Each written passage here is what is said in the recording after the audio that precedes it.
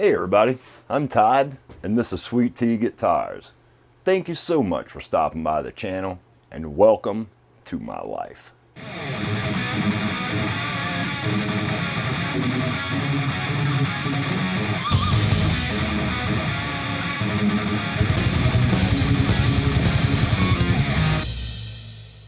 Alright you guys, when we left off in the last 7 and 9 video, I had told you guys that I had a couple of scratches back in here that I wanted to get rid of. So I've been working on this a little bit off camera.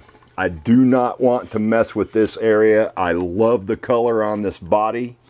It looks rustic and beautiful and amber and gold and brown. I absolutely love it. I've got a really nice deep 3D effect going on in this quilt, and I don't want to have to sand all this finish back off of here. Even if I have to sand all the finish off the rest of this body, I don't care, as long as we don't have to touch the top. I've got one coat of Danish oil on here, and I can pretty much tell you it may work fine as a sealer, but I'm not going to use this as a finish. I'm happy with this product for what it is. I mean, I know Danish oil has to be built in layers over time, and I just don't want to take the time. We're going to move back to Osmo. I will try that Danish oil out at a later date. I feel like it would really give me a killer finish on some super hard wood like rosewood or purple heart or something like that that's really hard, and that oil could build up a little quicker on the surface. But on this maple and on the mahogany, I'm thinking Osmo is going to be the way to go. We don't have that much work to do, but I don't want to leave all that splotchy back in there like that. We need to get that taken care of. I'll go back over it with some Angelus dark brown stain, and we're going to go straight back to oil with this thing. I don't care if it pulls a little of that brown out of it. I just want to make sure I got nice even coloration. I'm treating the back part of this body like it's a separate thing at this point. Honestly, I think if I keep wiping it down with this denatured, we're probably going to get most of that color pulled out of there. I've got just a small scratch right here inside this radius, right there where my top meets the body, and I don't want that. Right, I think that's gotten rid of most of the oil. I need to follow my own advice. When you think you're done sanding, you're probably about halfway done. Okay. I'm going to start first with the Crimson Stunning Spirit Stain Brown. I'm hoping this blends right back in here.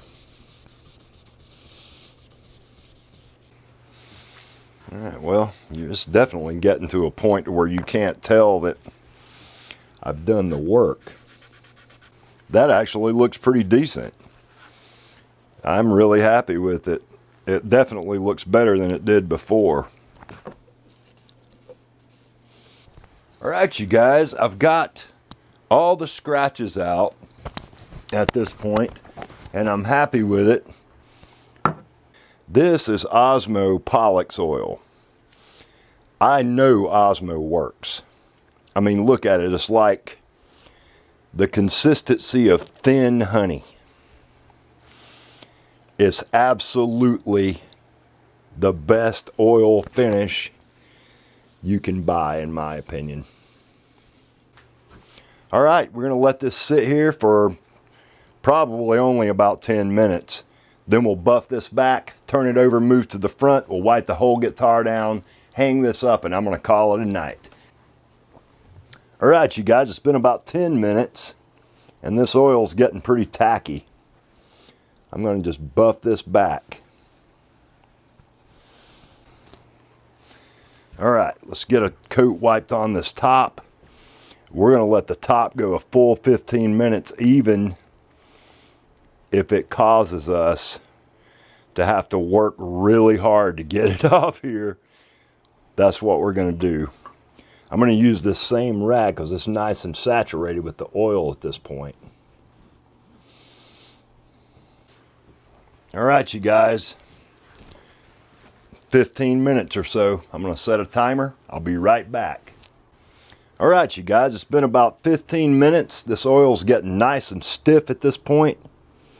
I'm going to narrow this down to where I'm using Osmo Extra Thin Wood Wax, Osmo Pollux oil in either matte, satin, or gloss, and I will continue to buy the Crimson oil because one thing I love about the Crimson oil is I love the way it feels on a neck.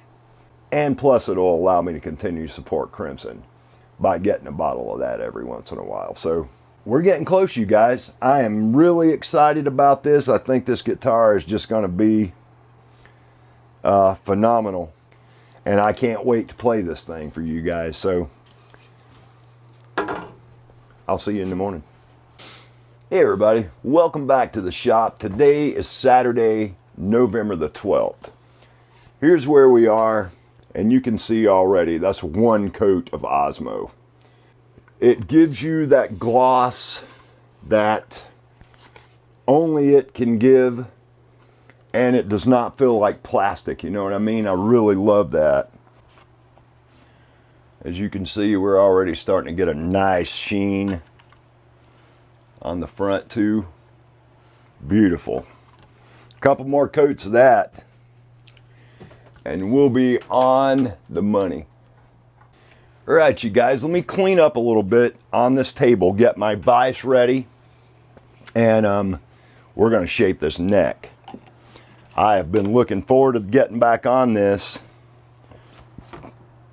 since I stopped the other night when I was cutting those original facets in. I love shaping a neck. It's one of my favorite parts of a guitar build. I don't know how well you guys will be able to see this, but I've got some facets cut in here already. I've got one right here, one right here. What we're going to do now is come to our center line. We're going to take the center line to halfway into this first facet right here, and we're going to start to drop that in. That's going to create a V. We don't want a V-shaped neck, but what we're doing as we get these facets carved, we'll get the facets smaller and smaller and smaller until that V becomes a round. And that's just how I've learned to shape a neck. The last couple of necks I've carved, I've been really happy with those. On the Cloud 9, on the Astrolabe's one of my favorite necks ever. So I've got a slew of tools out here. We'll go through these and I'll tell you guys, you know, what they are, where I got them. I do that quite often here on the channel. I've had several people ask me, where do you get this tool? Where do you get this tool? And I wanted to let you guys know where I get this stuff and what it is that I actually use. So let's pan down here and check out these tools. So as you can see, I'll use all these eventually. I've got a Grove 00 cut ring file right here. I got this on eBay for, I want to say it was $18. It's not a Grove, it's a Velourb. This is a Velourb ring file, 00 cut. All these right here are Iwasaki's. I've got the 5/8 wide medium cut flat, the 5/8 wide extra fine cut half round, 2 3/8 wides, fine cut half round and flat. This is a medium cut flat 10-inch. This is a fine cut flat 10-inch, a medium cut half round 10-inch. All these Iwasaki files came from Lee Valley Tools. They've got the best prices, and if you spend over 30 bucks, you get free shipping, at least in the US. This is a Shinto, and I've got two of those. I've got the old style with the wooden handle, and I've got the new style with the rubber handle. I actually like the rubber handle one a little better. And then I got these two generic Dragon Rasp things that I got on Amazon. These are like $15. They work really good. These are Karate hand-stitched wood rasp from Italy. I got these on Lee Valley Tools. They were like less than $20 a piece. I think $19 or something like that. This is a half round tapered. This is a 3 square or a triangle. This is a Velorb 0 cut half round. I'm not sure what they call that size, but it's the same size as these karate rasp. I love this file. I love these rasp. Killer tools for doing these transitions right here, as are the Iwasaki's and this ring file from Velorb. So I'm going to come from my center line right here, halfway down this first facet that I've got. Then, just for visualization, I'm going to line that off with masking tape. All right, let's do the same thing over here.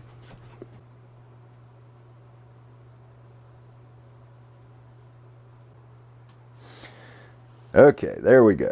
Now, that gives me a hard indicator line of where I need to take this facet to. So we've got a nice, tight, dark, drawn center line down the center of this wood right here. I want to take and shave this point away and make this a flat carve down the back of this neck. That's going to leave a point right where our center line's at. We do not want to remove too much thickness from this neck at this point. Once we get this facet carved, we will measure it with the caliper and find out how much thickness we need to remove from it. I'm going to use the medium Iwasaki for this, I think. And we're going to gently shave that point off. This is going to be a shallow facet.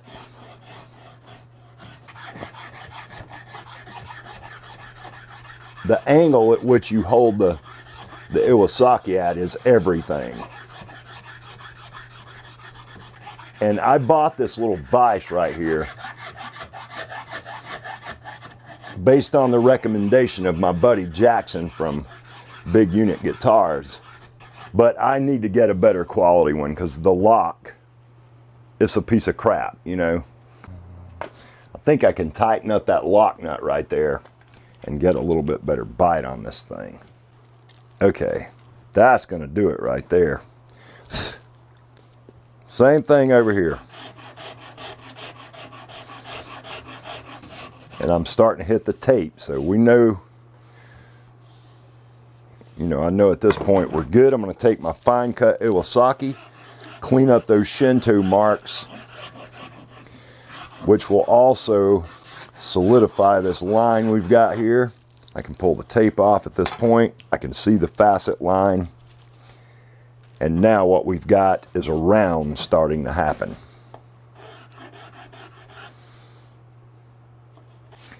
All right, so there's that side pretty much done. This is going to be a cool neck right here, you guys.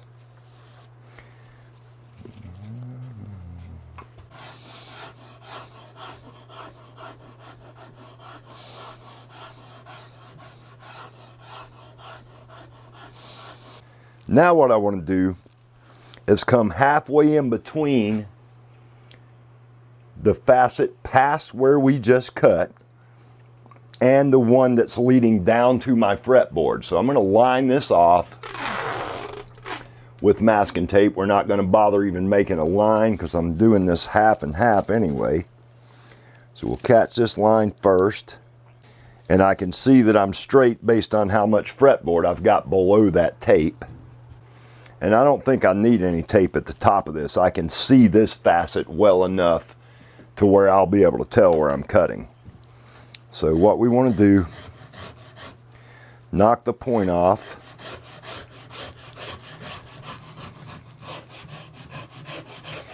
Then let's establish our angle.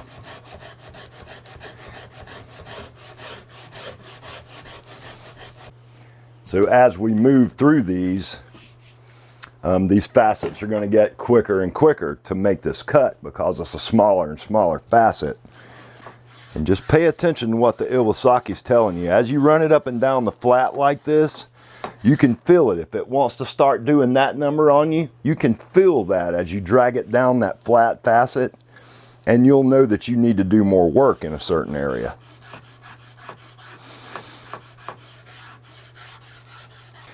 So our angle is established and we've got that facet cut. Pull the tape off and see, we're starting to create a round already. That's already starting to feel like a guitar neck. So we're going to come over to this side and do the same thing.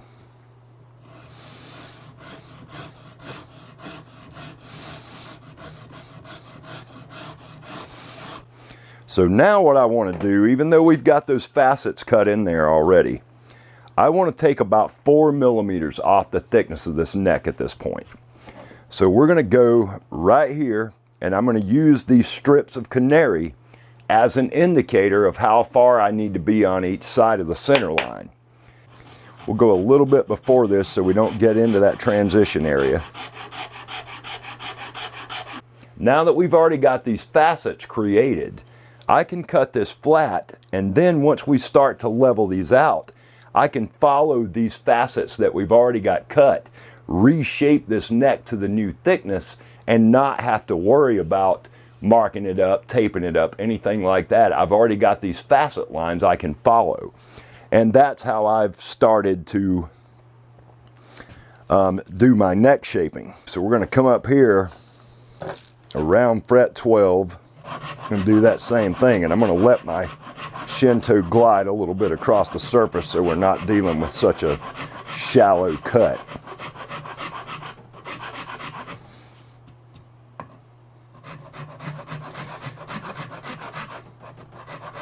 Clean this up, clean both these up so they're nice and flat.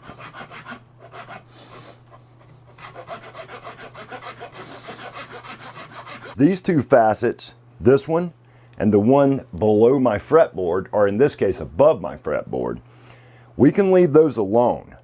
We need to shape these facets right here down to this level. Then we can start to bring the facets onto these flats that we've created. But for now, we need to remove this material. I want to follow the facets that we already have cut so we'll know where we are once we get down to this level. So I'll show you what I mean. So on this top facet, I want to establish this angle right off.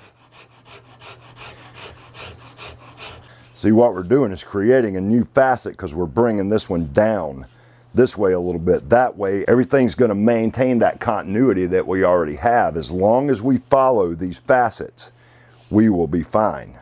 The most important part of this, when you look down this line that borders the facet that we're carving now and the facet that we had left on the side of the neck, you should be able to look down that and see a straight line.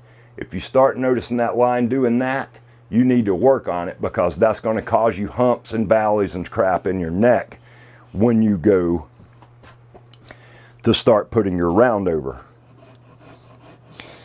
Once we start to roll these facets off and we get this neck down to the thickness we're after, we'll start to roll these points off. We want to create a fluid shape from our center line over to this bottom of the fretboard.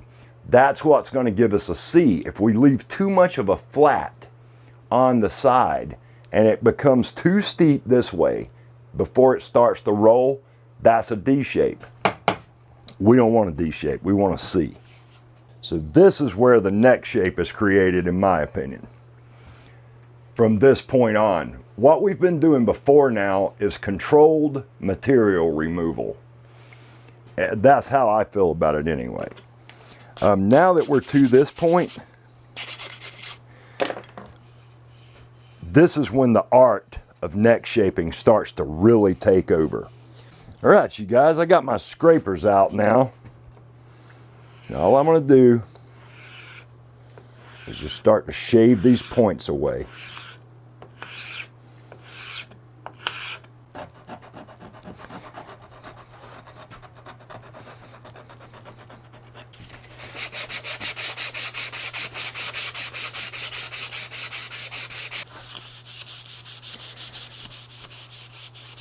A sharp chisel is such a good tool.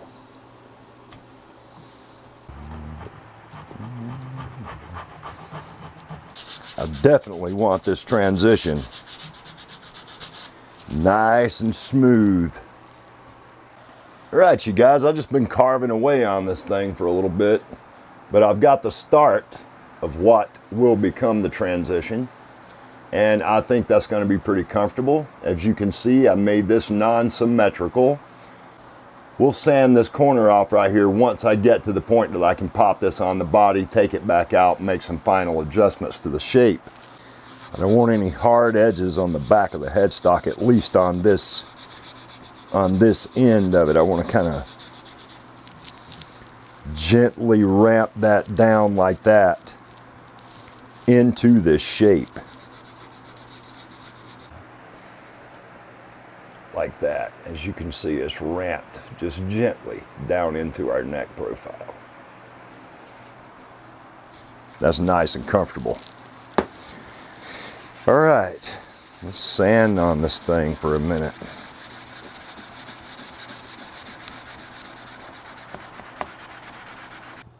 It is about 10 minutes till 8, Saturday night, November the 12th. I'm going to show you guys where we are right now.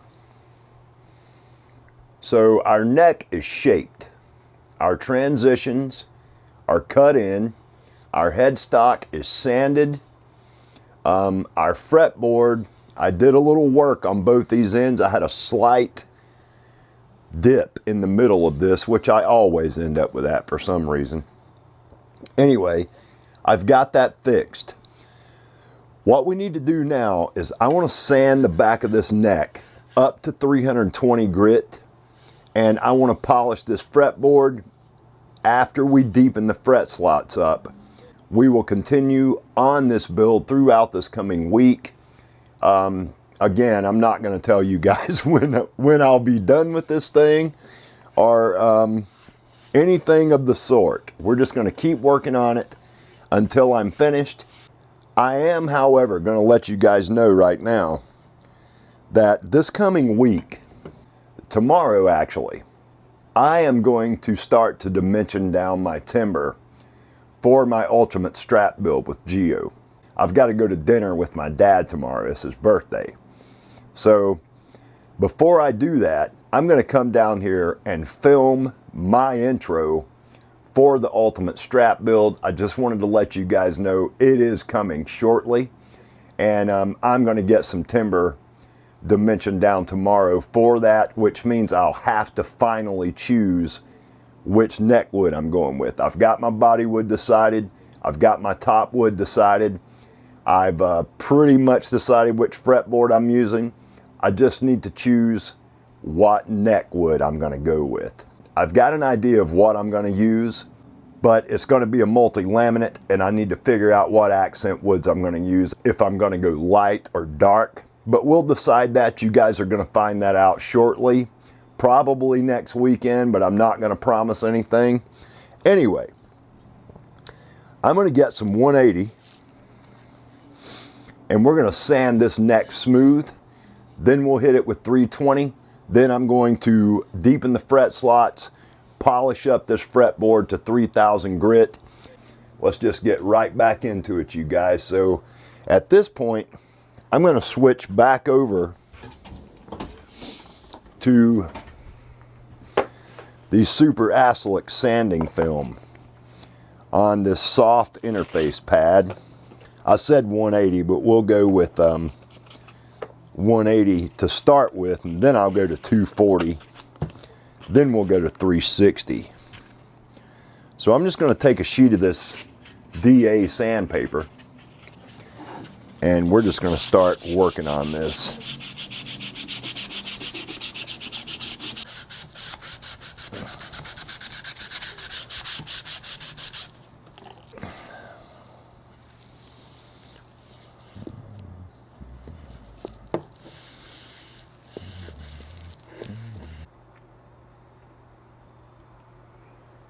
It's a beautiful neck. I really love canary. And it's even, I like it even better when it's mixed with maple.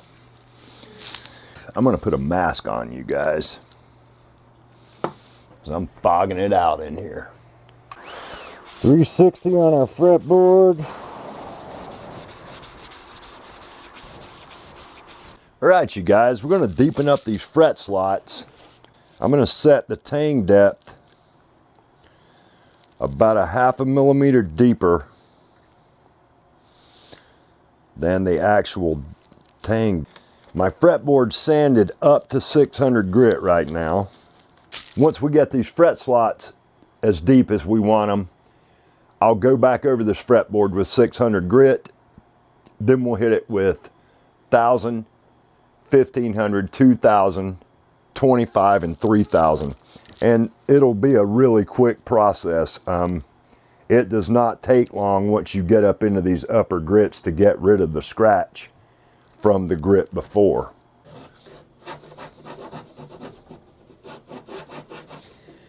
All right, let's go ahead and clean out the rest of these slots.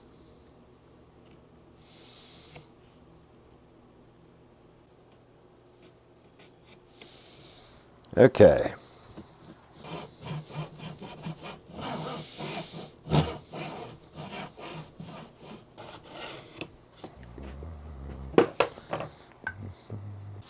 Let's go back over this thing with a 600 grit. Get this smoothed out. And I think we're going to have to wrap this video up.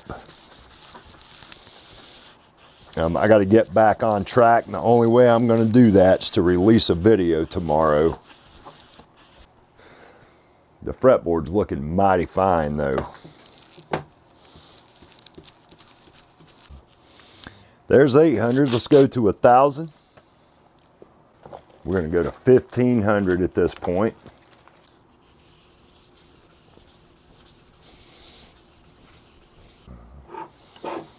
Yeah, that's looking really, really lovely. I've got the high grit stuff right here. 2,000, 2,500, and 3,000. So we're going to 2,000 grit.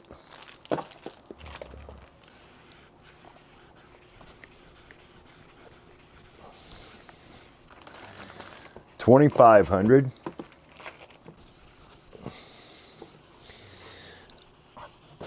There's 2,500, and it's shining right up now.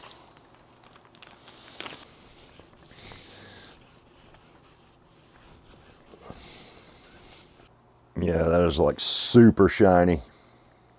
In this box right here, I have got some Trizac. That's the name I was trying to think of. 3,000 grit foam. The 3,000 Trizac is just killer stuff. Now we're going to take some naphtha and we're going to wipe this fretboard down.